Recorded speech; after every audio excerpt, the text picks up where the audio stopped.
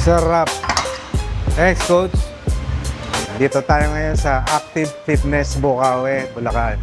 Ngayon, isang linggo tayo nakapahinga, kaya kasama natin si Coach Jewel para mag-training ng back.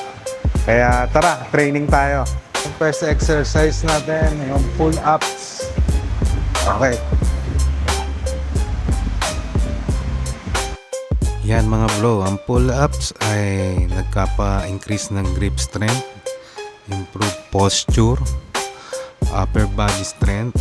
At the same time, mas malakas tong pull-ups sa pag gusto mo magpakapal ng back.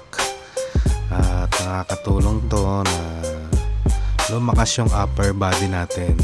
Kasi body weight ang ating binubuhat. Kaya lahat dyan ay tatamaan, lalo-lalo na sa ating back pag tayo ay nagpo-pull ups. So ito yung second exercise natin mga bro. Deep lat pull down. Okay.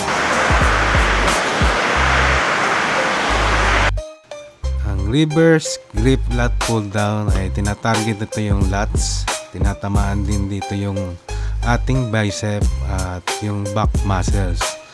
Yung while improving our grip, syempre yung strength natin sa braso, at the same time habang pinupull natin yung weight ay talagang lumalakas.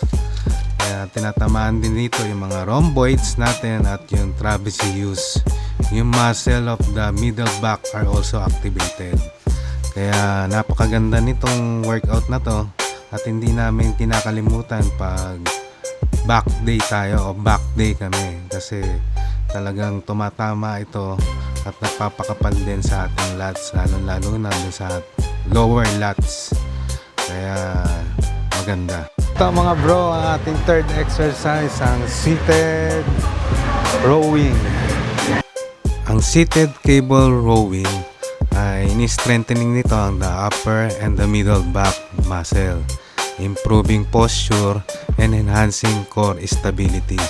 Kaya habang nagwo-workout tayo, na-stable din yung core natin at targets multiple back muscle. Dala. Huwag yung susunod na ito. Sarap. Thanks, Coach. Ito naman mga bro, ang ating fourth exercise, ang triangle cable pull down. Ngayon maganda tong exercise na to kasi tinatarget niya yung mga inner muscle natin sa back, at the same time yung traps natin na-activate na rin, kasi ito yung lagi namin ginagawa para sa amin para sa akin bumabaon yung muscle ko sa likod, lalo ngayon training namin. Bro, ito yung fifth exercise natin, ang barber rowing. Ang barber rowing ay isa sa pinaka OG na siguro na exercise pagdating sa back, kasi ito talaga yung nagpapakapal. The same time, ito na lahat yung Ito na yung sixth exercise natin, deadlift. Medyo lightweight lang tayo kasi ito na yung last exercise natin sa lower back. Ang deadlift ang pinaka-importante sa aming workout pagdating sa back, kasi talaga ito ang pinagtutuunan namin ng pansin.